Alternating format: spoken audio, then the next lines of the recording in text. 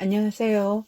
정말 오래간만에 영상을 올립니다. 그동안 많은 일들도 있었고, 몸이 아파서, 더 이상 영상을 올릴 만한 여유가 없었기 때문에 그동안 영상을 올리지 못했는데요.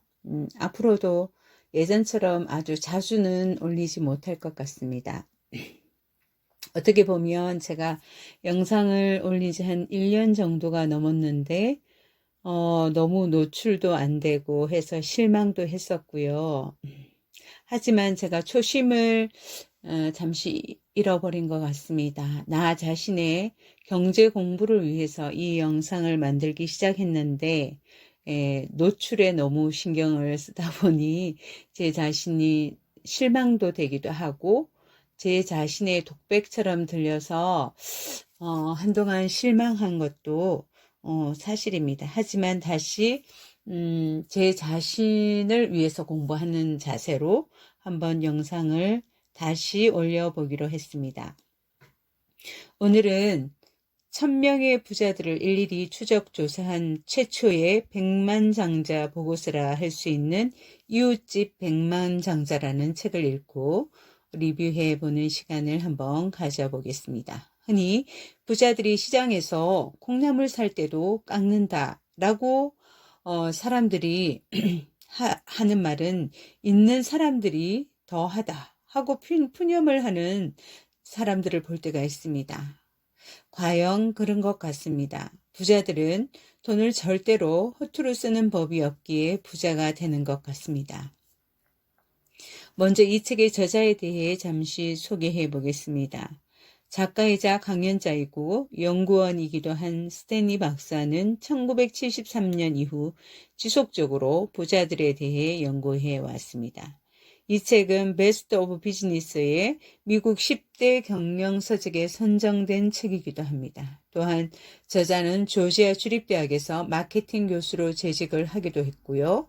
스탠리 박사는 백만장자들이 어떻게 부를 유지해오고 있는지 추적, 조사하고 과거의 백만장자와 신흥 백만장자들의 부의 축적 공식을 비교 연구하였습니다. 이 책은 공저로서 또 한 사람의 저자가 있는데 윌리엄 D. 덴코 박사입니다. 덴코 박사는 뉴욕 주립대학 올바니 캠퍼스에서 마케팅을 강의했습니다. 1973년부터 스탠리 박사를 도와 부자들에 관해 연구하기 시작했으며 스탠리 박사와 함께 수많은 학술 연구 및 컨설팅 연구를 했습니다. 그렇다면 성공적으로 부를 축적한 사람들의 7가지 공통점에 대해서 한번 알아보겠습니다. 첫 번째로 그들은 자신의 부에 비해 훨씬 검소하게 생활한다라고 합니다. 백만장자는 자신의 재산에 비해 훨씬 검소하게 생활한다. 백만장자의 부인은 대부분 계획적이고 예산을 세우는데 매우 철저한 사람들이다. 대부분의 부인들은 백만장자 남편보다 돈에 관해 훨씬 더 보수적이다. 백만장자는 대부분 학력이 높다. 두 번째, 그들은 부를 축적하는 데 도움이 되도록 시간과 에너지와 돈을 효율적으로 할당한다고 합니다. 백만장자 중 3분의 2는 일주일에 45 내지 55시간 일을 한다. 세 번째, 그들은 상류층이라는 사회적 지위를 과시하는 것보다 재정적 독립을 더 중요시합니다. 백만장자들은 값싼 양복을 입고 국산 자동차를 탑니다. 네 번째, 그들의 부모는 성인 자녀에게 경제적 보조를 제공하지 않습니다. 백만장자들은 후손들의 교육에 많은 돈을 지출한다. 하지만 경제적 보조를 직접적으로 제공하지 않고 고기를 잡아 먹여주는 것이 아니라 고기 잡는 법, 즉 자녀가 스스로 자립적으로 독립할 수 있는 기틀 마련 교육에 훨씬 비중을 두는 것이다. 다섯 번째, 그들의 성인 자녀들은 경제 면에서 자립적이라고 합니다. 여섯 번째, 그들은 돈 벌 기회를 잡는 데 능숙하다고 합니다. 백만장자는 까다로운 투자가들입니다. 대체로 매년 가계과세 소득 중 그의 20%를 투자한다.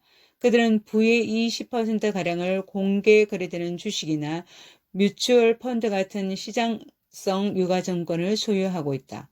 재산을 연금에 훨씬 더 많이 투자해 뒀고 가계 재산의 평균 21%를 개인 사업에 투자한 상태이다. 7번째, 그들은 적절한 직업을 선택합니다. 백만장자가 가장 신뢰하는 재정 부문 조언자는 회계사나 변호사이다. 그래서 그들은 자녀들에게 회계나 법을 공부하도록 추천한다. 그렇다면 부자의 정의가 과연 무엇일까요? 부자란 고도의 소비 성향 생활 방식보다는 증식 자산을 소유하는 데서 훨씬 더 큰 기쁨을 얻는 사람들이라고 합니다. 부자의 명목상 정의는 부자인지 아닌지를 판단하는 방법 중 하나는 순재산을 보는 것이다. 순재산의 정의는 현재의 자산 가치에서 부채를 뺀 나머지 금액이다. 이 책에서는 100만 달러 이상의 순재산을 가진 사람부터 부자로 정의하고 있습니다.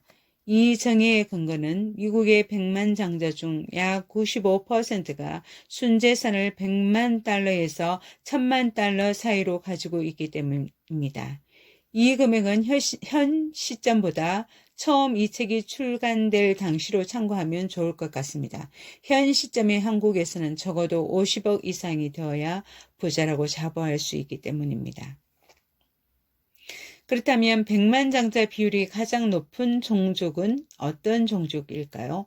미국 내에서 백만장자 비율이 가장 높은 종족의 순위를 보면 러시아계가 첫 번째이고 두 번째는 스코틀랜드계라고 합니다.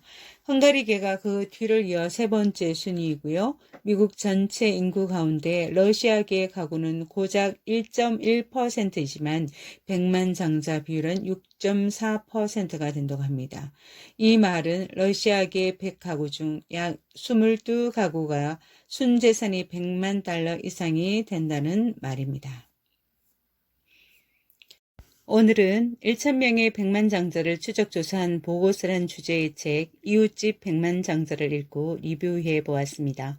이 책을 읽으면서 저도 많은 반성을 해보았습니다. 먼저 경제적인 체력을 길러야 하겠습니다. 소비를 할 때 계획을 세우고 예산을 편성해서 지출해야 되겠습니다. 우리가 이 이론적인 것을 모르는 분은 아무도 없을 것입니다. 다 아는 사실이지만 다만 실천이 되지 않기 때문이겠죠. 하루아침에 오랜 세월 습관이 되어버린 행동을 고치는 것은 참으로 어려우리라 봅니다. 하지만 날마다 조금씩이라도 우리의 생활 패턴이 변화되어 간다면 우리에게도 희망이 있을 겁니다. 감사합니다.